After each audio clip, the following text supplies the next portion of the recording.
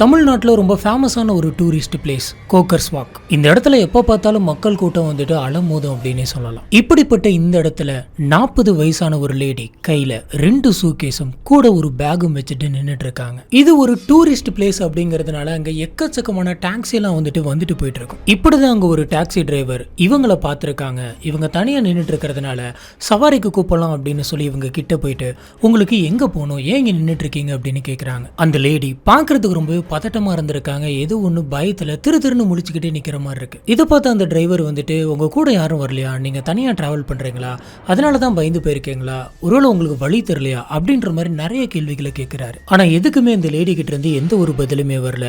சரி நீங்க எதுவும் சொல்ல வேணாம், உங்களுக்கு எங்க போகணும் அப்படின்னு மட்டும் சொல்லுங்க, உங்களை நான் பத்திரமா கூட்டு போயிட்டு அங்க விடுறேன் அப்படின்னு சொல்றாரு. இதுக்கு அந்த லேடி நான் கன்னியாகுமரி போகணும் அப்படின்னு சொல்றாங்க. இதை கேட்ட டாக்ஸி டிரைவருக்கு பயங்கர சந்தோஷம். எவ்வளவு நாள் தான் நம்ம இந்த மாதிரி கொடைக்கானல் குழி சுத்திட்டு இருக்கிறது, இது ஒரு பெரிய சவாரியா இருக்கு, நம்ம கன்னியாகுமரி வரைக்கும் போயிட்டு வரலாம் அப்படின்னு யோசிக்கிறாரு. இந்த சந்தோஷத்திலே நீங்க ஏறுங்க, நான் பேக் எடுத்து வைக்கிறேன் அப்படின்னு சொல்லிட்டு பேக்ல கை வைக்க போறாரு. அந்த சமயம் அந்த லேடி என்னோட சூட்கேஸ் எல்லாம் கை வைக்காதீங்க, என்னோட பேக்கை என்ன தவிர யாரு தொட்டாலும் எனக்கு பிடிக்காது, நானே அதை எடுத்து வச்சுக்கிறேன் அப்படின்னு சொல்றாங்க. சொல்ல போனா அந்த 2 சூட்கேஸையும் பேக்கையும் அவங்களே தான் எடுத்து அந்த டாக்ஸிக்குள்ள வைக்கிறாங்க. இதுக்கப்புறம் அந்த டாக்ஸி அந்த இடத்தை விட்டு கிளம்புது. டாக்ஸிக்கு பின்னாடி உட்காந்துருந்த அந்த லேடி வந்துட்டு ஜன்னலை பார்த்த மாதிரி ஏதோ ஒரு மாதிரி பதட்டமாவே இருந்திருக்காங்க. இதை கண்ணாடி வழியா நோட் பண்ண அந்த டாக்ஸி டிரைவர் வந்துட்டு மேடம் என்னாச்சு உங்களுக்கு, ஏன் இந்த மாதிரி பதட்டமாவே இருக்கீங்க அப்படின்னு கேட்கிறாரு. அதுக்கு அந்த லேடி உங்களுடைய வேலையை மட்டும் பாருங்க, என்ன எதுவும் கேட்காதீங்க அப்படின்னு கோவமா சொல்றாங்க. இப்படி இந்த டாக்ஸி வந்து போயிட்டே இருக்கு. திடீர்னு டயர் வந்துட்டு பஞ்சர் ஆகுது. அந்த லேடி டிரைவர் கிட்ட ஏன் என்னாச்சு, எதனால காரை நிறுத்தினீங்க அப்படின்னு கேட்கறாங்க. அதுக்கு அந்த டிரைவர் டயர் வந்துட்டு பஞ்சர் ஆயிருச்சு மேடம், கொஞ்ச நேரம் வெயிட் பண்ணுங்க, நான் அதுக்குள்ள சரி பண்ணிடுறேன் அப்படின்னு சொல்றாரு. ஆனா அதுக்கு அந்த லேடி கோவமா உங்ககிட்ட நான் என்ன சொன்னேன், நான் சீக்கிரமா போகணும், இப்போ வந்துட்டு கொஞ்ச நேரம்னு சொல்றீங்க, இது கொஞ்சமாச்சு நியாயமா இருக்கா அப்படின்னு கோவமா திட்டுறாங்க. இதை கேட்ட அந்த டாக்ஸி டிரைவர் வந்துட்டு மேம் நீங்க கோவப்படாதீங்க, நான் வேற டாக்ஸி உங்களுக்கு ரெடி பண்ணி தரேன் அப்படின்னு சொல்றாரு. இதுக்கப்புறம் இவரு ராஜா அப்படின்ற இவரோட ஃப்ரெண்டுக்கு கால் பண்ணி உன்னோட டாக்ஸி எடுத்துட்டு வா, இந்த மாதிரி நான் ஒரு சவாரிக்கு போயிட்டு இருந்தேன், திடீர்னு டயர் பஞ்சர் ஆயிருச்சு அப்படின்ற எல்லா விஷயத்தையும் சொல்லி அந்த ராஜா அப்படின்ற அந்த நபரை வர சொல்றாரு. அவரும் அவருடைய டாக்ஸி எடுத்துக்கிட்டு அந்த இடத்துக்கு வராரு. இதுக்கப்புறம் இந்த டாக்ஸி டிரைவர் வந்துட்டு ராஜா அப்படின்ற அந்த டாக்ஸி டிரைவர் கிட்ட நடந்தது எல்லாத்தையுமே சொல்லி இந்த சவாரி நீ தயவு செஞ்சு எடுத்துக்க அப்படின்னு சொல்லி கேட்கிறாரு. அவரும் கன்னியாகுமரி போறதுக்கு சரி அப்படின்னு சொல்லிடுறாரு. இந்த சமயம் அந்த லேடி வந்துட்டு எனக்கு ரொம்ப அர்ஜென்ட், நீங்க சீக்கிரம் போங்க அப்படின்னு சொல்ல சரி வாங்க நம்ம டக்குன்னு போயிடலாம், நீங்க டாக்ஸிக்குள்ள ஏறுங்க அப்படின்னு சொல்லிட்டு அவங்களோட சூட்கேஸ் எடுத்து வைக்கிறதுக்கு போறாரு. உடனே அந்த லேடி எப்படி முன்னாடி இருந்த அந்த டாக்ஸி டிரைவர் கிட்ட சொன்னாங்களோ அதே மாதிரி கோவமா என்னோட பொருள் யாரும் தொடர்ந்தும் எனக்கு பிடிக்காது, என்னோட பேக்கை நானே எடுத்து வச்சுக்கிறேன் அப்படின்னு சொல்றாங்க. இது ராஜாவுக்கு கொஞ்சம் வித்தியாசமா இருந்திருக்கு. இதுக்கப்புறம் அந்த லேடி அந்த டாக்ஸிக்குள்ள அந்த சூட்கேஸ் எல்லாம் ரொம்பவே கஷ்டப்பட்டு தூக்கி உள்ள வச்சுட்டு உள்ள வந்து உட்காந்துருக்காங்க. பேக் விஷயத்துல இவங்க நடந்துகிட்டது, இவங்க பதட்டப்படுறது இதெல்லாம் பார்த்த ராஜாவுக்கு இங்க ஏதோ ஒண்ணு சரியில்லை அப்படின்னு மட்டும் படுது. இப்ப ராஜா அந்த லேடி கிட்ட கன்னியாகுமரியில நீங்க எங்க போகணும் அப்படின்ற ஒரு கொஸ்டினை கேட்கிறாரு. ஆனா இதுக்கு அந்த லேடி எந்த விதமான பதிலும் சொல்லாம ரொம்பவே திருன்னு முழிச்சுக்கிட்டு பதட்டமாவே இருந்திருக்காங்க, கூட கொஞ்சம் கோபமாவும் இருந்திருக்காங்க. இந்த விஷயம் ராஜாவுக்கு இன்னும் சந்தேகத்தை அதிகப்படுத்துச்சு. இதனால இவங்க சூட்கேஸை தொட விட மாட்டாங்க, கன்னியாகுமரியில இவங்க எங்க போகணும் அப்படின்னு சொல்லி அவங்களுக்கு முதல்ல தெரியுமா, இவங்க ஏன் இந்த மாதிரிலாம் பண்றாங்க அப்படின்ற பல கேள்விகள் இவரோட மைண்டுக்குள்ள ஓடிக்கிட்டே இருக்கு. அடுத்த கொஞ்ச தூரம் போனதுக்கு அப்புறம் மறுபடியும் இவர் இதே கேள்வியை கேட்கிறாரு, கன்னியாகுமரியில நீங்க எந்த இடத்துக்கு போகணும் அப்படின்னு கேட்கிறாரு. அதுக்கு அந்த லேடி பயங்கர கோவமா நீங்க போங்க, நீங்க போக போக நான் சொல்றேன் அப்படின்னு சொல்றாங்க. இப்படி கொஞ்ச நேரம் ஆக ஆக அந்த டாக்ஸிக்குள்ள இருந்து ஒரு விதமான மோசமான ஸ்மெல் வந்திருக்கு. ராஜாவுக்கு ஒண்ணுமே புரியல, என்னது இது இந்த மாதிரி ஒரு ஸ்மெல் வருது, எங்க இருந்து வருது அப்படின்னு சொல்லி யோசிக்கிறாரு. இவ்வளவு மணி நேரம் இந்த ஸ்மெல் வந்துட்டு நம்மளோட கார்ல வரலையே, எப்படி திடீர்னு இந்த மாதிரி வருது அப்படின்னு சொல்லி ரொம்ப நேரம் யோசிச்சுக்கிட்டே இருந்தவர். சரி நம்ம காருக்குள்ள எதனாச்சும் விழுந்திருக்கும் போல இருக்கு, என்னன்னு சொல்லி செக் பண்ணிடலாம் அப்படின்ற முடிவு எடுத்து பின்னாடி திரும்பி பாக்குறாரு. ஆனா அவ்வளவு பயங்கரமா ஸ்மெல் அடிச்சுமே அந்த லேடியோட முகத்துல எந்த விதமான சேஞ்சஸுமே தெரியல. அவங்க ரொம்பவே நார்மலா எந்த விதமான வாடையுமே அடிக்காத மாதிரி ரொம்பவே கேஷுவலா உட்காந்துருக்காங்க. இதுக்கப்புறமா ராஜா வந்துட்டு அந்த ஸ்மெல் பின்னாடி இருக்கக்கூடிய அந்த சூட்கேஸ்ல இருந்தா வருது அப்படின்றத கண்டுபிடிக்கிறாரு. உடனே இவர் அந்த லேடியை பார்த்து இந்த சூட்கேஸ்குள்ள என்ன வச்சிருக்கீங்க, இதில் இருந்தா பயங்கரமா ஸ்மெல் வருது, என்ன இருக்கு உள்ளார அப்படின்னு கேட்கிறாரு. அதுக்கு அந்த லேடி என்னது ஸ்மெல் வருதா, இந்த சூட்கேஸ்குள்ள இருந்தா அப்படிலாம் ஒண்ணும் இல்லையே, எனக்கு இந்த ஸ்மெல்லும் வரலையே அப்படின்னு சொல்றாங்க. இதை கேட்ட அந்த டாக்ஸி டிரைவர் ராஜாவுக்கு பயங்கரமா கோவம் வந்துருது. மேடம் இப்ப நீங்க உண்மையை சொல்லுங்க, நீங்க ரொம்ப பதட்டமா இருக்கீங்க, அந்த சூட்கேஸ்குள்ள அப்படி என்ன இருக்கு, மரியாதை நீங்க சொல்ல அப்படின்னா உங்களை இதே இடத்துல பாதிலே விட்டுட்டு போயிடுவேன் அப்படின்னு சொல்றாரு. இந்த சமயம் தான் ரொம்பவே பதட்டமா அந்த லேடி உங்ககிட்ட நான் ஒரு உண்மையை சொல்றேன், ஆனா நீங்க வெளியில யாருக்கிட்டையும் சொல்லக்கூடாது, நான் ஒரு கொலை பண்ணியிருக்கேன் அப்படின்னு சொல்றாங்க. இதை கேட்ட ராஜாவுக்கு என்னது கொலையா அப்படின்னு சொல்லி பயங்கரமா ஷாக் ஆகுது. அதுக்கு அந்த லேடி ரொம்பவே கூலா ஆமா இன்னொரு நபர் வந்துட்டு பயங்கரமா சித்திரவதை பண்ணிட்டு இருந்தான். அவனை நான் கொலை பண்ணிட்டேன். எனக்கு வேற வழி தெரியல. அந்த சடலத்தை தான் பீஸா வெட்டி இப்ப நான் இந்த சூட்கேஸ்குள்ள வச்சு எடுத்துட்டு வந்திருக்கேன். இந்த சூட்கேஸை நம்ம டிஸ்போஸ் பண்ணணும். போற வழியில நிறைய காடுங்கள்லாம் இருக்கும். அந்த காட்டுக்குள்ள வச்சு இதை டிஸ்போஸ் பண்ணிடலாம் அப்படின்னு நினைக்கிறேன். உண்மையாலுமே நான் கன்னியாகுமரி போகணும் அப்படின்னு சொல்லி நிக்கல. அங்க யாரையுமே எனக்கு தெரியாது. இதை டிஸ்போஸ் பண்ணலாம் அப்படின்னு சொல்லி தான் இந்த டாக்ஸில நான் ஏறினேன் அப்படின்னு சொல்றாங்க. இதை கேட்ட ராஜா, என்னடா அது இப்படி ஒரு வம்புல மாட்டிக்கிட்டோம், பயங்கரமான சிக்கல்ல மாட்டிக்கிட்டோம் போல இருக்கு அப்படின்னு சொல்லி முடிக்கிறாரு. இவருக்கு அவங்க சொன்ன அந்த மொதல் 5 நிமிஷத்துல என்ன பண்றது அப்படின்னே தெரியல. அப்படியே முழிச்சுக்கிட்டே நிக்கிறாரு. ஆனா அடுத்த கொஞ்ச நேரம் ராஜா வந்து எதை பத்தியுமே பேசாம நின்னுட்டு அப்படியே என்ன பண்ணலாம் அப்படின்னு சொல்லி யோசிக்கிறாரு. இதுக்கப்புறம் அந்த லேடி கிட்ட, சரி நான் உங்களுக்கு ஹெல்ப் பண்றேன் அப்படின்னு சொல்றாரு. இது கேட்ட அந்த லேடிக்கு இப்பதான் மனசுல இருக்கிற பாரமே குறைஞ்ச மாதிரி இருக்கு.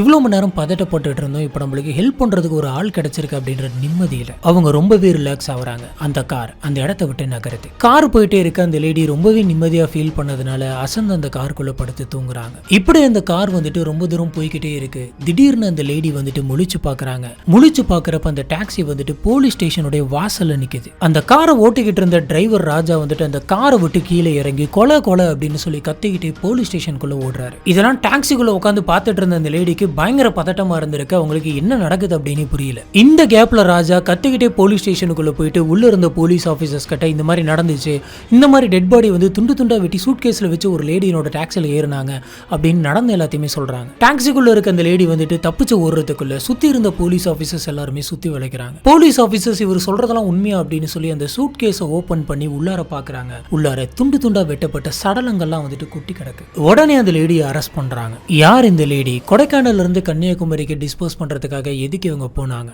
யார் இவங்க கொலை பண்ணாங்க? அப்படி இவங்களுக்கு என்ன ஆச்சு? ஹலோ ஃப்ரெண்ட்ஸ், நான் உங்க சாமி. Welcome to the spot.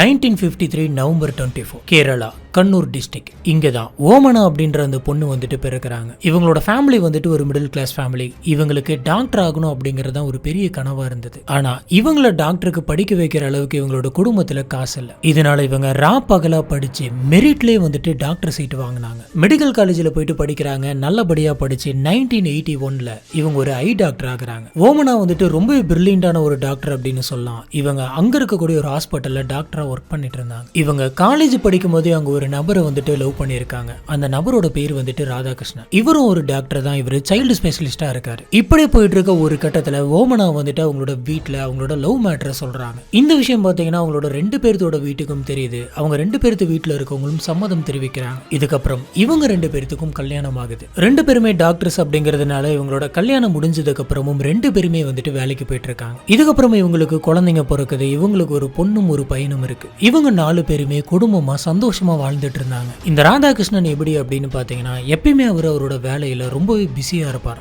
ஏன்னா குழந்தைங்களுக்கு எப்ப வேணாலும் உடம்பு சரியில்லாம போலாம் அப்படிங்கிறதுனால இவர் எல்லா டைமே அவைலபிளா இருக்கணும்னு நினைப்பாரு. இப்படி ராதாகிருஷ்ணன் எல்லா டைமே பிஸியா இருக்கிறதுனால இவர்னால ஓமனா கூட டைம் ஸ்பெண்ட் பண்ண முடியல. இந்த விஷயம் ஓமனாக்கு கொஞ்சம் கூட பிடிக்கல.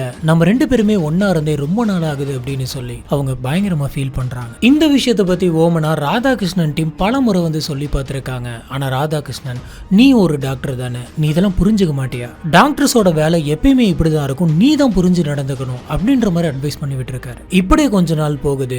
ஓமனா வந்து ராதாகிருஷ்ணன் கிட்ட இந்த வீட்டை கொஞ்சம் ஆல்டர் பண்ணலாம் அப்படின்னு நினைக்கிறேன் அப்படின்ற மாதிரி சொல்றாங்க. இதுக்கு ராதாகிருஷ்ணன் வந்துட்டு ஆல்ட்ரேஷன் பண்றதுக்கெல்லாம் எனக்கு நேரம் இல்லை, நீயே இருந்து ஆல்ட்ரேஷன் பண்ணிக்கிற அப்படின்னா பண்ணிக்கோ அப்படின்ற மாதிரி சொல்லியிருக்காரு. இந்த சமயம் தான் ஓமனா அந்த வீட்டை ரெனோவேட் பண்றதுக்காக ஒரு நல்ல ஆர்கிடெக்டை தேடிக்கிட்டு இருக்காங்க. இப்படி இவங்க தேடிட்டு இருந்த அந்த சமயம் தான் 37 வயசான முரளிதரன் அப்படின்ற ஒரு நபர் இவங்களுக்கு கிடைக்கிறாங்க. இப்ப ஓமனா வந்துட்டு முரளிதரன் போயிட்டு எங்க வீட்டுல சில ஆல்ட்ரேஷன்லாம் பண்ணும் அப்படின்ற மாதிரி கேட்கிறாங்க. இந்த முரளிதரனும் சரி நான் பண்ணி தரேன் அப்படின்னு சொல்லி வீட்டுக்கு வர ஆரம்பிக்கிறாரு. இந்த சமயம் வந்து பாத்தீங்கன்னா ஓமனாவுக்கும் ராதாகிருஷ்ணனுக்கும் இடையில நிறைய டிஸ்டன்ஸ் ஆகுது. ஏன்னா ஓமனாக்கு எப்பயுமே வந்து பாத்தீங்கன்னா டே டைம்ல ஒர்க் இருக்கும், ஆனா ராதாகிருஷ்ணனுக்கு நைட் டைம்ல ஒர்க் இருக்கும். இப்படி 2 பேர்த்தோட டியூட்டியுமே வந்துட்டு வேற வேற டைம்ல வர்றதுனால இவங்களால மீட் பண்ணிக்கிறது அப்படிங்கிறதே கஷ்டமா இருந்திருக்கு. இந்த சமயம் ஓமனாவுக்கு ஆறுதல் சொல்றதுக்கும் அவங்கள பத்தின விஷயங்களை ஷேர் பண்ணிக்கிறதுக்கும் ஆளே இல்லை. இப்படி இருக்கிறப்பதான் ஒரு தடவை முரளிதரனை ராதாகிருஷ்ணனுக்கு இவங்க இன்ட்ரடியூஸ் பண்ணி வைக்கிறாங்க. இப்ப ராதாகிருஷ்ணன் என்ன சொல்றாரு அப்படின்னு பாத்தீங்கன்னா, இந்த ரெனோவேட் ஒர்க்லாம் வந்துட்டு நான் இருந்து பார்க்க முடியாது, அதனால நீங்களே பார்த்து என்ன பண்ண முடியுமோ அதை பண்ணிடுங்க, ஓமனாகிட்டையும் என்ன பண்றது அப்படின்னு சொல்லி கேட்டுக்கங்க அப்படின்னு சொல்லியிருக்காரு. அதுக்கு முரளிதரன், நீங்க கவலைப்படாதீங்க, நான் பாத்துக்கிறேன் அப்படின்னு சொல்லியிருக்காரு. இப்ப தனிமையில் இருந்த ஓமனாவுக்கு முரளிதரனை பார்த்தோன்னே பிடிச்சிருச்சு. ஆனா அதை அவங்க வெளியில காட்டிக்கல. இவங்க ரெண்டு பேருமே வீட்டை ஆல்டர் பண்ற விஷயங்களை பத்தி நிறைய முறை பேசிக்கிறாங்க. இதுக்காக வெளியில போறாங்க, நிறைய பர்ச்சேஸ் பண்றாங்க. இப்படி இவங்க நிறைய தடவை மீட் பண்ணிக்கிறாங்க. இப்படி வேலைக்காக வந்த முரளிதரன் வந்துட்டு ஓமனா கிட்ட நல்லா பேசி பழகுறாரு. இப்படி இவங்க ரெண்டு பேரும் நல்ல ஃப்ரெண்ட்ஸ் ஆயிடுறாங்க. வெளியில போயிட்டு சுத்துறாங்க, ஷாப்பிங் போறாங்க, டின்னர் ஒண்ணா உட்காந்து சாப்பிடுறது, இந்த மாதிரி நிறைய விஷயங்கள் பண்ணிருக்காங்க. இந்த விஷயங்கள்ல இருந்து முரளிதரனுக்கு ஒண்ணு புரியுது, ஓமனா வந்துட்டு நம்மள ஃப்ரெண்டா மட்டும் பார்க்க கிடையாது, அதுக்கு மேல அவங்களுக்கு நம்மள பயங்கரமா பிடிச்சிருக்கு அப்படின்னு. இதனால முரளிதரன் வந்துட்டு ஓமனா கிட்ட ரொம்பவே பாசமா அன்பா பேசியிருக்காரு. இது ஒரு கட்டத்துல அப்படியே லவ்வா மாறுது. இப்ப ஓமனா முரளிதரன் ரெண்டு பேருமே வந்துட்டு லவ் பண்ண ஸ்டார்ட் பண்றாங்க. இது அப்படியே அடுத்தடுத்த கட்டம் போயிட்டு ரெண்டு பேருமே ஒன்னா இருக்க ஆரம்பிக்கிறாங்க. முரளிதரனுக்கு ஏற்கனவே கல்யாணமாகி குழந்தைங்கள்லாம் இருக்கு. இந்த விஷயங்கள்லாம் ஓமனாவுக்கு தெரியுது. அதுக்கப்புறமும் இவங்க முரளிதரன் கூட தவறான உறவுல இருந்திருக்காங்க. ராதாகிருஷ்ணன் கிட்ட கிடைக்காத அன்பு, பாசம், உறவு இது எல்லாமே வந்து இவங்களுக்கு முரளிதரன் கிட்ட இருந்து கிடைச்சிக்கிட்டு இருந்தது. இதனால ஓமனா வந்துட்டு ரொம்ப ஹாப்பியா இருந்தாங்க. முரளிதரன் கூட பைக்ல போறது, சுத்தி இருக்கவங்க பார்த்தா என்ன நினைப்பாங்க, அந்த மாதிரி எதையுமே யோசிக்காம அவங்க அவங்களோட லைஃபை ரொம்பவே ஜாலியா என்ஜாய் பண்றாங்க. இப்படி போயிட்டு இருக்கப்ப பல நாள் திருடன் ஒரு நாள் மாட்டுவான் அப்படின்ற மாதிரி ராதாகிருஷ்ணனுக்கு முரளிதரனும் ஓமனாவும் லவ் பண்றாங்க அப்படின்ற விஷயம் தெரிய வந்துருது. இதை பத்தி ராதாகிருஷ்ணன் ஸ்ட்ரைட்டா ஓமனா கிட்டே போயிட்டு கேட்கறாங்க. அதுக்கு ஓமனா ரொம்பவே தைரியமா, ஆமா எனக்கு முரளிதரனை தான் பிடிச்சிருக்கு, ஒன்னு எனக்கு சுத்தமா பிடிக்கல, உங்களோட வாழ்றதுல எனக்கு விருப்பமே இல்லை அப்படின்ற மாதிரி சொல்றாங்க. இதுக்கப்புறம் இவங்க ரெண்டு பேருமே பிரிஞ்சிடலாம் அப்படின்னு முடிவு பண்றாங்க. இவங்க ரெண்டு பேரும் அடுத்த கொஞ்ச நாள்லயே ப்ராப்பரா டைவர்ஸ் வாங்கிட்டு பிரிஞ்சிடறாங்க. இந்த சமயம் ராதாகிருஷ்ணன் குழந்தைங்க வந்துட்டு என் கூட தான் இருக்கும் அப்படின்ற மாதிரி கேட்கிறாரு. இது ஓமனா ஒண்ணுமே சொல்ல, சரி எடுத்துக்க அப்படின்ற மாதிரி விட்டுட்டாங்க. இப்ப ராதாகிருஷ்ணன் தான் அவங்களோட ரெண்டு குழந்தைகளையும் பார்த்துட்டு இருந்தாங்க.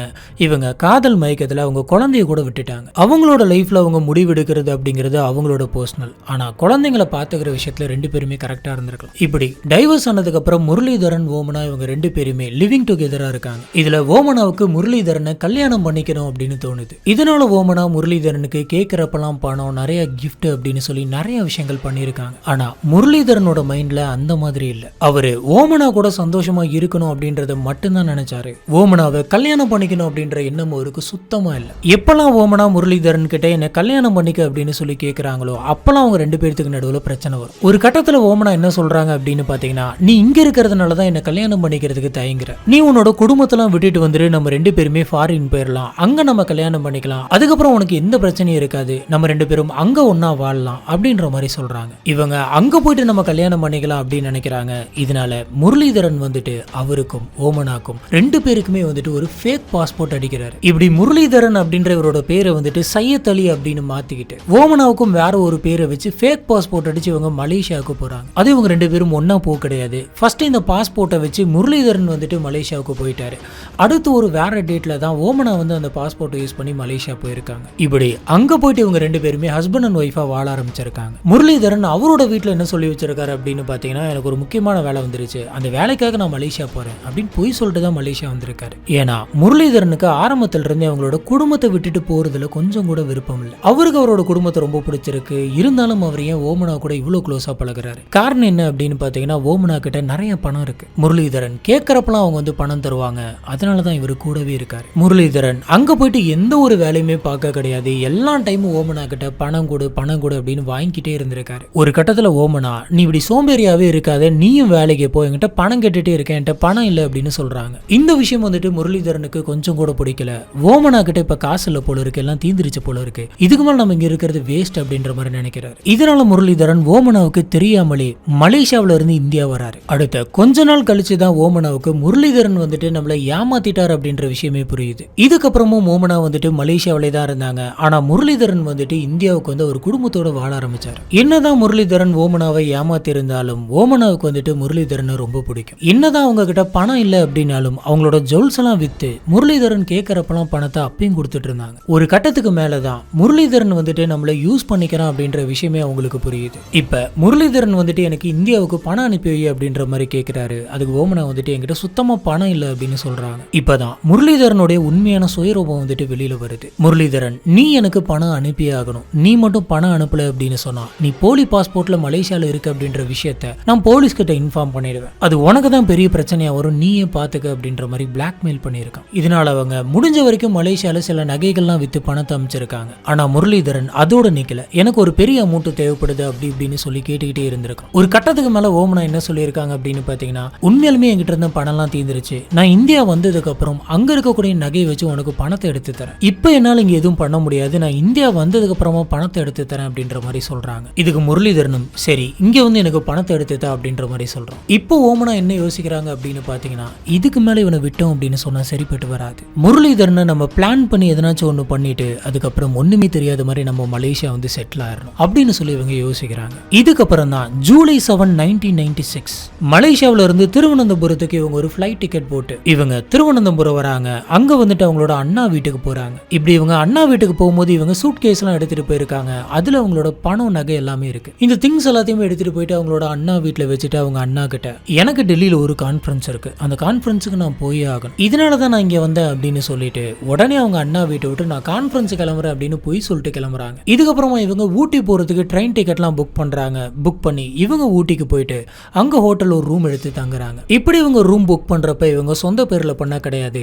இவங்க ஹேமா அப்படின்ற பேர்ல தான் பண்ணிருக்காங்க. ரூம் நம்பர் 4 இவங்க எடுத்துக்கிட்டாங்க. இதுக்கப்புறம் இவங்க ரூம் விட்டு வெளியில போறாங்க. வெளியில போயிட்டு அந்த ஹோட்டல் இருக்கிற இடத்துல இருந்து 7 கிலோமீட்டர் தள்ளி இருக்கக்கூடிய IGGA அப்படின்ற ஒரு ரெஸ்டாரண்ட்ல போயிட்டு இன்னொரு ஹோட்டல் புக் பண்றாங்க. அங்க இவங்க ரோஸ்மேரி அப்படின்ற பேர்ல புக் பண்ணிருக்காங்க. இதனால ஓமனா இந்த மாதிரி 2 ரூம் அட் அ டைம்ல புக் பண்றாங்க. அவங்களோட பிளான் தான் என்ன, யாருக்குமே சந்தேகம் வந்துடக்கூடாது அப்படிங்கிற மாதிரி இவங்க 2 ஹோட்டல் ரூமுக்குமே மாறி மாறி ஏதோ வேலைக்கு போற மாதிரி போயிட்டு இருந்திருக்காங்க. அதே மாதிரி 2 ஹோட்டல்லுமே நான் டெல்லியில இருந்து வரேன், இந்த இடங்கள்லாம் சுத்தி பார்க்க வந்திருக்கேன் அப்படின்ற மாதிரியும் அவங்க ஒரு டூரிஸ்ட் மாதிரியும் காட்டிக்கிறாங்க. முக்கியமா அந்த ஹோட்டல்ஸ்ல எல்லாம் இவங்க இங்கிலீஷ் அப்புறம் ஹிந்தி மட்டும்தான் பேசியிருக்காங்க. இதுக்கப்புறமா ஓமனா முரளிதரனுக்கு கால் பண்ணிருக்காங்க. கால் பண்ணி நான் இந்தியா வந்துட்டேன், நீங்க கேட்ட மாதிரி பணம் நகை எல்லாத்தையுமே கொண்டு வந்திருக்கேன், நான் இப்ப ஊட்டியில் இருக்கேன், நீங்க இங்க வாங்க, நம்ம 2 பேர்த்துக்குள்ள கொஞ்ச நாளாவே சில கருத்து வேறுபாடுலாம் இருக்கு, அதெல்லாம் நம்ம சுமூகமா பேசி தீர்த்துக்கலாம், அதே மாதிரி ஒன்னா இங்க ரூம் எடுத்து நம்ம என்ஜாய் பண்ணலாம் வாங்க அப்படின்னு சொல்லி கூப்பிடுறாங்க. இதை கேட்ட முரளிதரனுக்கு ரொம்பவே சந்தோஷமா இருந்திருக்கு. அவர் கேட்ட மாதிரி பணம் நகை எல்லாமே அவருக்கு கிடைக்க போகுது. அதே மாதிரி ஓமனா கூடயும் நிறைய டைம் ஸ்பெண்ட் பண்ணி ஜாலியா இருக்கலாம் அப்படின்னு யோசிக்கிறாரு. இப்ப அவரோட ஃபேமிலி கிட்ட நான் கோயம்புத்தூருக்கு ஒரு மீட்டிங் விஷயமா போறேன், போயிட்டு வந்துடுறேன் அப்படின்னு சொல்லிட்டு தான் கிளம்பி இருக்காரு. இதுக்கப்புறம் இவர் ஊட்டி போயிருக்காரு. போயிட்டு ஓமனாவை மீட் பண்ணிருக்காரு. இவங்க 2 பேருமே ஓமனா செகண்டா புக் பண்ண அந்த ஹோட்டலான IGGAக்கு போயிருக்காங்க. இது ஒரு ஆடம்பரமான ஹோட்டல் அப்படின்னு சொல்லலாம். ஃபர்ஸ்ட் டே ஃபுல்லா இவங்க 2 பேருமே ரூம்ல தான் இருக்காங்க. இவங்க 2 பேருமே ரொம்ப ஜாலியா இருந்திருக்காங்க. ஓமனா எந்த விதமான சந்தேகமும் வராத மாதிரி நடந்துகிட்டு இருந்திருக்காங்க. ஜூலை 9, 1996 ஓமனா அந்த ஹோட்டல்ல நைட் ஒரு பயங்கரமான பார்ட்டி ஒன்று அரேஞ்ச் பண்றாங்க. இது ரொம்பவே காஸ்ட்லியான ஒரு டின்னர் பார்ட்டி. இங்க முரளிதரன் வந்துட்டு பயங்கரமா என்ஜாய் பண்றாரு. அவருக்கு பிடிச்ச எல்லாத்தையுமே சாப்பிட்டு இருக்காரு. ஆனா அப்ப முரளிதரனுக்கு தெரியாது அதுதான் அவர் சாப்பிடக்கூடிய கடைசி டின்னர் அப்படின்னு. இப்படி இவங்க பார்ட்டிக்காக போன அந்த ரெஸ்டாரண்ட்ல நல்லா சாப்பிட்டு முடிச்சிட்டு 2 பேருமே வெளியில நடந்து வந்துட்டு இருக்காங்க. இந்த சமயம் ஓமனா என்ன பண்றாங்க அப்படின்னு பாத்தீங்கன்னா, நம்ம ஹோட்டலுக்கு போறதுக்கு ரொம்ப நேரம் ஆகும், எனக்கு ரொம்பவே டயர்டா இருக்கு, நம்ம பக்கத்துல எதனாச்சும் ஹோட்டலுக்கு போகலாம் அப்படின்ற மாதிரி சொல்றாங்க. இதுக்கு முரளிதரனும் சரி அப்படின்னு சொல்ல ஓமனா இவங்களை ஒரு ஹோட்டலுக்கு கூட்டிட்டு போறாங்க. சொல்ல போனா அதுதான் அவங்க ஃபர்ஸ்ட் புக் பண்ண அந்த ஹோட்டல். ஆனா முரளிதரன் கிட்ட இப்பதான் நம்ம தற்செயலா அந்த ஹோட்டலுக்கு வரோம் அப்படின்ற மாதிரியான ஒரு செட்டப் பண்ணி கூட்டு போறாங்க. சோ இதுல இருந்தே ஒரு விஷயம் ரொம்ப தெளிவா தெரியும், ஓமனா ஊட்டிக்கு வரதுக்கு முன்னாடி நம்ம என்னென்ன பண்ணலாம் அப்படின்ற எல்லாத்தையுமே பக்காவா பிளான் போட்டு தான் வந்திருக்காங்க. இதனாலதான் அவங்க முதல்ல ஒரு ஹோட்டல், 2வது ஒரு ஹோட்டல் அப்படின்னு புக் பண்ணி எல்லாத்தையுமே அவங்க நினைச்ச மாதிரி நகர்த்திட்டு வராங்க. இவங்களோட பிளான்ல அடுத்ததா என்ன விஷயம் இருக்கு அப்படின்னு பாத்தீங்கன்னா, ஓமனா ஒரு டாக்டர் அப்படிங்கறதுனால இவங்க வரதுக்கு முன்னாடி எக்கச்சக்கமான medicines, injections, plastic bag, suitcase அப்படின்னு சொல்லி எல்லாத்தையுமே வாங்கிட்டு வந்துடுறாங்க. அதுலயும் சூட் கேஸ் எதுக்கு அப்படின்னு பாத்தீங்கன்னா, இவரை கொலை பண்ணதுக்கு அப்புறம் வைக்கிறதுக்கு. அந்த ஹோட்டல் ரூம்ல இவங்க 2 பேருமே டைம் ஸ்பெண்ட் பண்ணலாம் அப்படின்னு நினைக்கிறதுக்கு முன்னாடி முரளிதரன் கிட்ட ஓமனா ஒரு விஷயத்த சொல்றாங்க. அது என்ன அப்படின்னா, இப்போ நம்ம டைம் ஸ்பெண்ட் பண்ணும்போது உனக்கு அது ரொம்பவே பிளஷரா இருக்கணும், அதுக்காகவும் இப்போ நம்ம இருக்கக்கூடிய பிசிக்கல் ரிலேஷன்ஷிப்ல அதிக நேரம் இருக்கணும் அப்படிங்கிறதுக்காகவும் உனக்கு நான் ஒரு இன்ஜெக்ஷன் போடுறேன், அந்த இன்ஜெக்ஷன் வந்துட்டு ரொம்பவே சூப்பரா இருக்கும், உன்னால நிறைய பிளஷரை ஃபீல் பண்ண முடியும் அப்படின்ற மாதிரிலாம் சொல்லியிருக்காங்க. இந்த விஷயத்தை கேட்ட முரளிதரனும் என்ன ஏது அப்படின்னு கூட தெரியாம உடனே போடு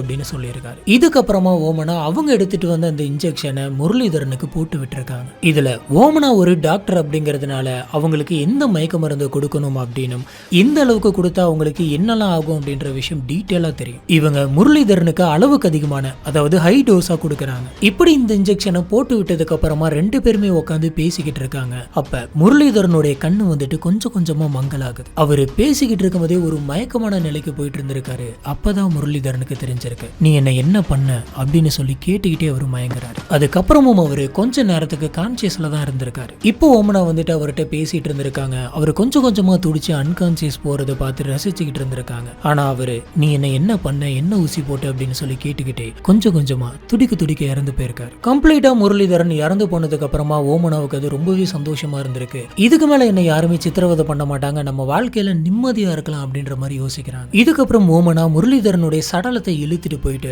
ஆட்டை வெட்டுற மாதிரி துண்டு துண்டா வெட்டுறாங்க. இப்படி இவங்க வெட்டும் போது கண்டிப்பா ரத்தம் வந்துட்டு வெளியில வரும். அந்த ரத்தம் வெளியில வரக்கூடாது அப்படிங்கிறதுக்காக ஓமனா ஏதோ ஒரு வித்தியாசமான இன்ஜெக்ஷனை போட்டிருக்காங்க. இந்த இன்ஜெக்ஷன் போட்டதுனால முரளிதரனுடைய ரத்தம் எல்லாமே வந்து பாத்தீங்கன்னா உறைஞ்சிருக்கு. ஓமனா அந்த சடலத்தை பாத்ரூமுக்கு எடுத்துட்டு போயிட்டு கட் பண்ணி உள்ள இருக்கக்கூடிய ஆர்கனான ஹார்ட், கிட்னி, லிவர்னு எல்லாத்தையுமே வெளியில எடுத்து போட்டு அதையும் துண்டு துண்டா வெட்டுறாங்க. இப்படி சின்ன சின்ன பீஸா வெட்டினதுக்கு அப்புறமா அந்த துண்டுகள் எல்லாத்தையுமே எடுத்துட்டு போயிட்டு அந்த பாத்ரூமோட டாய்லெட் ஃப்ளஷ்ல வச்சு அமுக்குறாங்க. ஆனா இப்படி ஃப்ளஷ் பண்ணதுல கொஞ்சம் துண்டுகள் மட்டும்தான் வந்து பாத்தீங்கன்னா ஃப்ளஷ் ஆயிருக்கு. சில பாகங்கள்லாம் வந்துட்டு அதுல ஃப்ளஷ் ஆகவே இல்லை. இதனால மீதி பாகங்கள் எல்லாத்தையுமே அவங்க சூட் கேஸ்ல போட்டு வைக்கிறாங்க. இப்ப பிளாஸ்டிக் கவர்ல போட்டு இந்த பாகங்கள் எல்லாத்தையுமே பார்சல் பண்ணி அதை சூட் கேஸ்ல போட்டு பக்காவா அரேஞ்ச் பண்ணிட்டு அந்த ஹோட்டல்ல இருந்து இவங்க மறுபடியும் IGGI ஹோட்டலுக்கு போறாங்க. அங்க போனதுக்கு அப்புறம் அங்க இருக்கக்கூடிய டாய்லெட்ல இன்னும் சில பாகங்களை துண்டு துண்டா வெட்டி அதுல போட்டு ஃப்ளஷ் பண்றாங்க. ஆனா அந்த ஹோட்டலையும் சில பாகங்கள் மட்டும்தான் ஃப்ளஷ் ஆயிருக்கு. மீதி பாகங்கள் எல்லாம் என்ன பண்றது அப்படின்னு சொல்லி இவங்க யோசிச்சுக்கிட்டு இருந்த அந்த சமயம் தான் நம்ம கொடைக்கானல் போலாம். கொடைக்கானல்ல நிறைய தற்கொலை பள்ளத்தாக்குலாம் இருக்கு. அங்க போயிட்டு இந்த பாகங்கள்லாம் நம்ம போட்டுட்டோம் அப்படின்னு சொன்னா யாருனாலுமே கண்டுபிடிக்க முடியாது அப்படின்ற மாதிரிலாம் இவங்க யோசிக்கிறாங்க. சரி, இந்த பிளான் கரெக்டா இருக்கும் அப்படின்னு சொல்லிட்டு தான்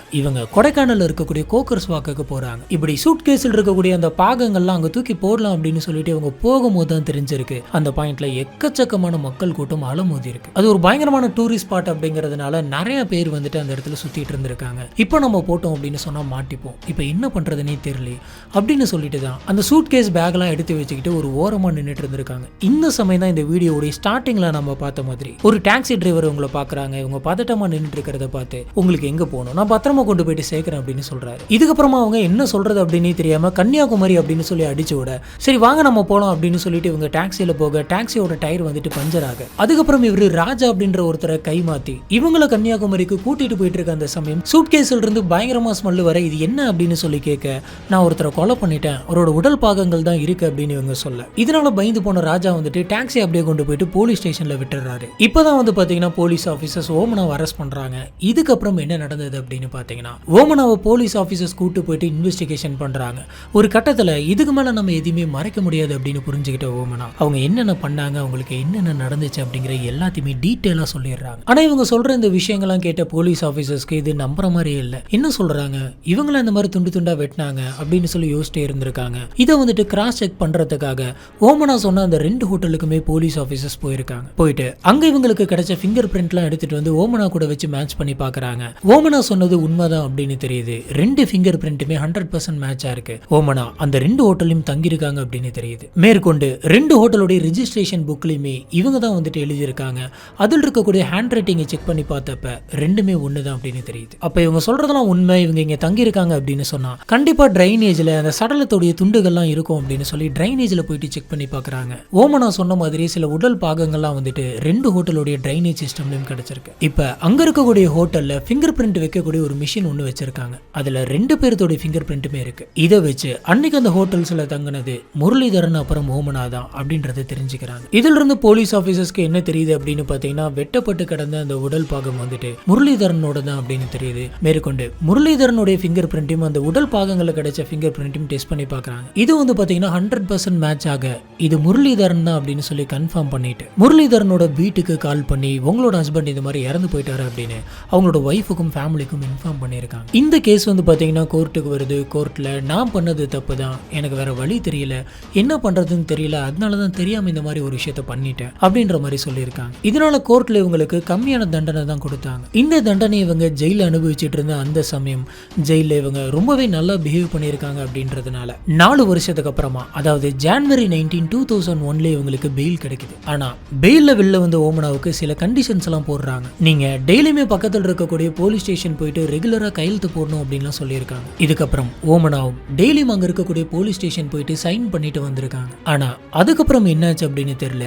ஜனவரி 29 ஓமனா சைன் போடுறதுக்கு போலீஸ் ஸ்டேஷனுக்கே போல. இதுக்கப்புறம் போலீஸ் ஆபீசர்ஸ் ஓமனாவை தேடுறாங்க. ஆனா எங்க தேடியுமே இவங்களுக்கு ஓமனா கிடைக்கும். இப்படி தப்புக்கு மேல தப்பு ஓமனா பண்றாங்க அப்படின்னு சொல்லி நம்ம கண்டிப்பா அரெஸ்ட் பண்ணி ஆகணும்னு அப்படின்னு எல்லா இடத்துலையுமே தேடி பார்க்குறாங்க. ஆனால் எங்கேயுமே ஓமனா கிடைக்கல. ஏற்கனவே இவங்க போலி பாஸ்போர்ட் எடுத்துக்கிட்டு மலேசியா போயிருக்காங்க. அதே மாதிரி இந்த தடவை மலேசியா போயிருப்பாங்களோ, ஒருவேளை அங்கே தேடினா கண்டிப்பாக அவங்க கிடைக்கிறதுக்கு வாய்ப்பு இருக்கு அப்படின்னு சொல்லிட்டு இவங்க மலேசியன் போலீஸ் ஆஃபீஸர்ஸ் கிட்ட இவங்களை பற்றின டீட்டெயில்ஸ் ஃபோட்டோஸ் எல்லாத்தையுமே அனுப்பி வச்சு இவங்களை நீங்கள் தேடி எங்க கிட்ட ஒப்படைங்க அப்படின்ற மாதிரி சொல்றாங்க. மலேசியா போலீஸும் முடிஞ்ச வரைக்கும் எல்லா இடத்துலையும் தேடி பார்க்குறாங்க. ஆனால் எங்க தேடியுமே ஓமனா கிடைக்கல. இப்படி பல வருஷம் போகுது. அதாவது 15 வருஷம் கழிச்சு மலேசியா போலீஸ் கிட்ட இருந்து இந்தியன் போலீஸ்க்கு ஒரு இன்ஃபர்மேஷன் கிடைக்குது. அது என்னன்னா 2017ல மலேசியாவில் இருக்கக்கூடிய ஒரு மிகப்பெரிய பில்டிங்ல இருந்து 50 வயசான ஒரு லேடி வந்துட்டு தற்கொலை பண்ணிக்கிட்டாங்க. அந்த லேடி பார்க்கறதுக்கு ஓமனா மாதிரி இருக்காங்க, நீங்க பார்த்துட்டு வெரிஃபை பண்ணிட்டு சொல்லுங்க அப்படின்ற மாதிரி அவங்களோட போட்டோஸ் எல்லாம் அனுப்பி வைக்கிறாங்க. இதை பார்த்தா ஓமனாவோட ரிலேட்டிவ்ஸ் எல்லாம் இது ஓமனா தான் அப்படின்னு சொல்லி கன்ஃபார்ம் பண்றாங்க. ஆனா இந்த கேஸை இன்வெஸ்டிகேஷன் பண்ண டிஎஸ்பி கேவி வேணுகோபால் இந்த போட்டோலாம் பார்க்கறதுக்கு ஓமனா மாதிரியே தான் இருக்கு. ஆனா ஓமனாவா அப்படிங்கிறது கன்ஃபார்மா தெரியல. ஏன்னா முகம் எல்லாமே சதைக்கப்பட்டிருக்கு. இதை வச்சு நம்ம ஒரு கன்க்ளூஷனுக்கு வர முடியாது அப்படின்னு சொல்றாரு. இப்படியே கொஞ்ச நாள் போகுது. இந்த சமயம் தான் இறந்து போனது என்னோட சிஸ்டர் தான் அப்படின்னு சொல்லி மலேசியாவில் ஒரு லேடி போயிட்டு போலீஸ் ஸ்டேஷன்ல சொல்றாங்க. உடனே போலீஸ் ஆபீசர் தற்கொலை பண்ணிட்டு இறந்து போனது உன்னோட தங்கச்சி தான் அப்படின்னு சொல்லி நாங்க எப்படி நம்புறது அப்படின்னு கேக்குறாங்க. அப்ப அந்த லேடி வந்துட்டு இறந்து போன அவங்களோட தங்கச்சியோட போட்டோஸ் எல்லாம் காமிச்சிருக்காங்க. எல்லாமே ஒரே மாதிரி தான் இருந்திருக்கு. இதை நம்ம எதுக்கும் கிளியர் பண்ணிக்கலாம் அப்படின்னு சொல்லி இறந்து போன அந்த பொண்ணோட டிஎன்ஏ சாம்பிளையும் என்னோட தங்கச்சி அப்படின்னு சொல்ல வந்த அந்த பொண்ணோட டிஎன்ஏ சாம்பிளையும் டெஸ்ட் பண்ணி பாக்குறாங்க. ரெண்டு பேருமே ரிலேட்டிவ்ஸ் தான், சிப்ளிங்ஸ் தான் அப்படின்னு தெரியுது. இது மூலியமா இவங்க ஓமனா கிடையாது, அவங்களுடைய தங்கச்சி தான் அப்படின்னு சொல்லி கன்ஃபார்ம் பண்றாங்க. இன்னைக்கு வரைக்கும் ஓமனா வந்துட்டு உயிரோட தான் இருக்காங்களா, அப்படி இருந்தாங்க அப்படின்னு சொன்னா அவங்க எங்க இருக்காங்க அப்படின்ற எந்த கேள்விக்குமே பதில் கிடைக்கல. இதுல ஓமனாவுடைய லைஃப் நீங்க எடுத்து பாத்தீங்க அப்படின்னு சொன்னா அவங்களோட டைம் ஸ்பெண்ட் பண்றதுக்கு யாராச்சும் ஒருத்தர் இருக்கணும் அப்படின்னு சொல்லி அவங்க யோசிச்சிருக்காங்க. எனக்கு தெரிஞ்சு இது ஒரு பெரிய இஷ்யூ அப்படின்னு நினைக்கிறேன். நிறைய பேரோட ஃபேமிலியில இந்த மாதிரியான ஒரு இஷ்யூ வந்துட்டு இருந்துட்டு தான் இருக்கு. நம்ம ஒர்க் பண்ணி நம்மளுக்கு கிடைக்கக்கூடிய காசை வச்சு தான் ஃபேமிலியை ரன் பண்ணும் அப்படின்ற மாதிரியான ஒரு சிச்சுவேஷன் இருக்கு. அட் த சேம் டைம் வந்துட்டு நம்ம ஃபேமிலி மெம்பர்ஸ் கூடயுமே வந்துட்டு டைம் ஸ்பெண்ட் பண்ணணும். இது ரெண்டுத்தையுமே அழகா பேலன்ஸ் பண்றது தான் ஒரு கரெக்டான லைஃபா இருக்க முடியும்னு நினைக்கிறேன். இதுல ஏதாச்சும் ஒரு இடத்துல நம்மளால பேலன்ஸ் பண்ண முடியல அப்படின்னாலும் அதோட விளைவுகள் வந்துட்டு ரொம்பவே மோசமா இருக்கு. ஆனா இந்த மாதிரி ஒருத்தங்க வந்துட்டு பிளாக்மெயில் பண்றாங்க, எனக்கு பணம் வேணும் அப்படின்னு கேட்கறாங்க அப்படின்னா அந்த பாயிண்ட் ஆஃப் த மொமெண்ட்ல இது வந்துட்டு ஒரு டாக்ஸிக் ரிலேஷன்ஷிப் அப்படின்றத புரிஞ்சுக்கிட்டு பக்கத்தில் இருக்கக்கூடிய ஸ்டேஷன் போயிட்டு இந்த மாதிரி என்ன பயன்படுத்துறாங்க அப்படின்னு சொல்லி கம்ப்ளைண்ட் பண்ணிடுறது நல்லது. ஏன்னா இந்த மாதிரி பண்ணியிருந்தா எல்லா பிரச்சனையுமே ஸ்டார்டிங்லேயே சுமூகமா முடிஞ்சிருக்கும். இப்படி இவ்வளவு தூரம் வந்து அதுல இருந்து தப்பிக்கணும் அப்படிங்கிறதுக்காக ஒரு கொலையை பண்ணி ஜெயிலுக்கு போயிட்டு இப்போ அங்கிருந்து தப்பிச்சோடு தலைமறைவா இருந்து இது எதுவுமே தேவைப்பட்டிருக்காது. கொலை பண்ற அளவுக்கு போல்டா போறாங்க அப்படின்றப்ப போல்டா போயிட்டு ஒரு கம்ப்ளைண்ட் பண்ணியிருக்கலாம். இதுதான் இன்னைக்கு நம்ம பார்க்கறது இந்த கேஸ். இந்த கேஸை பத்தி உங்களுக்கு என்ன தோணுது அப்படிங்கறத கீழே இருக்கக்கூடிய கமெண்ட் பாக்ஸ்ல மறக்காம ஸ்பாட் பண்ணுங்க. நம்ம அங்க வச்சு இதை டிஸ்கஸ் பண்ணலாம்.